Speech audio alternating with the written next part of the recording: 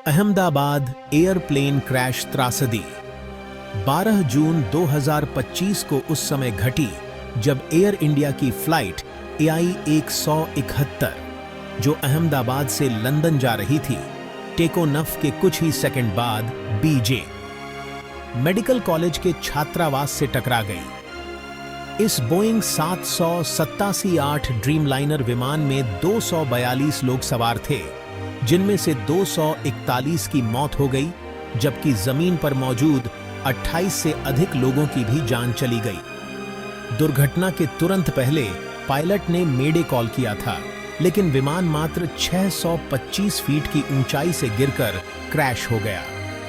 प्रारंभिक जांच में फ्लाइट कॉन्फ़िगरेशन एरर, जैसे कि फ्लैप्स का जल्दी हटना या गियर डाउन रहना, प्रमुख कारण माना जा रहा है कि याद रहा है। यह दुर्घटना भारत की दशकों में सबसे भयावह एविएशन त्रासदी मानी जा रही है और दुनिया भर में बोइंग ड्रीमलाइनर की सुरक्षा को लेकर चिंता उत्पन्न कर गई है। आइए इस पूरे हादसे का हर पहलू से विस्तार पूर्वक विश्लेषण करते हैं।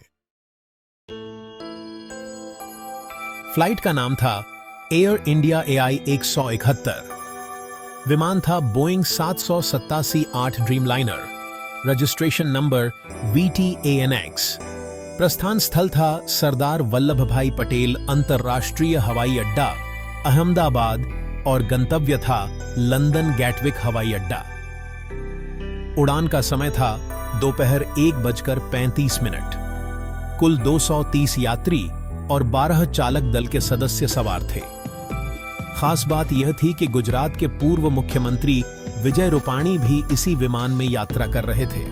यह एक नियमित अंतर्राष्ट्रीय उड़ान थी। मौसम पूरी तरह साफ था और विमान में कोई भी तकनीकी खराबी उड़ान से पहले रिपोर्ट नहीं की गई थी। विमान ने रनवे 23 से सफलतापूर्वक उड़ान भरी। शुरुआती चढ़ाई सामान्य थी और एयर ट्रैफिक कंट्रोल ने उड़ान को हरी झंडी दे दी थी।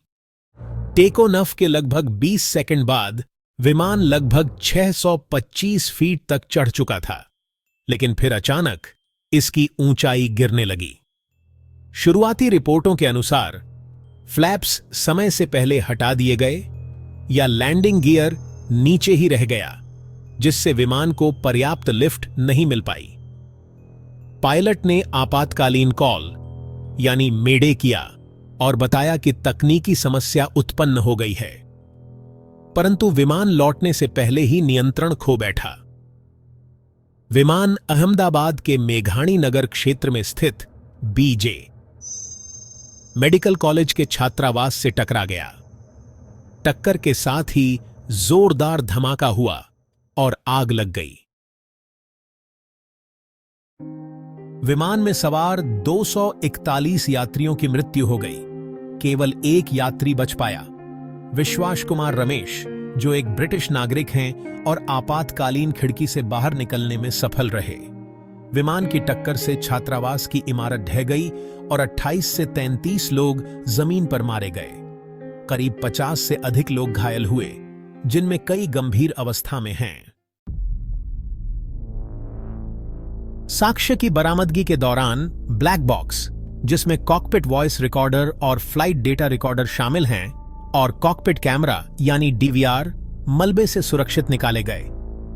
इन सभी उपकरणों का विश्लेषण फिलहाल दिल्ली में किया जा रहा है। अब संभावित कारणों की बात करें तो रिपोर्ट के अनुसार ऐसा लगता है कि पायलट ने शायद फ्लैप्स बहुत जल्दी हटा दिए या लैंडिंग गियर नीचे ही रखा, जिससे विमान ने लिफ्ट खो दी और वह स्टॉल कर गया। तकनीकी गड़बड़ी की संभावना की जांच की गई, लेकिन इंजन फेल होने, पक्षी टकराने या मौसम खराब होने के कोई संकेत नहीं मिले हैं। इसके अलावा पायलट से जुड़ी त्रुटियों की भी जांच की जा रही है, जैसे कि थकावट, गलत निर्णय या प्रक्रियात्मक गलती। भारत की विमानन नियामक संस्था DGCA ने सभी बोइंग 787 विमानों की आपात जांच का आदेश दिया है। पायलट प्रशिक्षण और टेकोनफ प्रक्रिया की समीक्षा शुरू हो गई है। इस दुर्घटना से देश भर में शोक की लहर दौड़ गई। सरकार ने पीड़ितों के परिजनों को 25 लाख रुपए का मुआवजा देने की घोषणा की है। विजय रूपाणी की मृत्यु ने इस हादसे को और भी बड़ा राजनीतिक मुद्दा बना दिया है। यह पहली बार था जब बोइंग 787 ड्रीमलाइनर में किसी की मृत्यु हुई।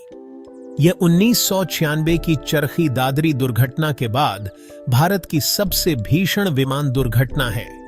इसने भारत के एविएशन सिस्टम की सुरक्षा और प्रशिक्षण प्रणाली पर गंभीर सवाल खड़े कर दिए हैं। अंतिम जांच रिपोर्ट 2025 के अंत तक आने की संभावना है। एयर इंडिया और डीजीसीए, बोइंग और एनटीएसबी जैसे अंतर्राष्ट्रीय जांचकर्ताओं के साथ मिलकर जांच में जुटे हैं। एकमात्र जीवित यात्री विश्वास रमेश जांचकर्ताओं को महत्वपूर्ण जानकारी दे रहे हैं।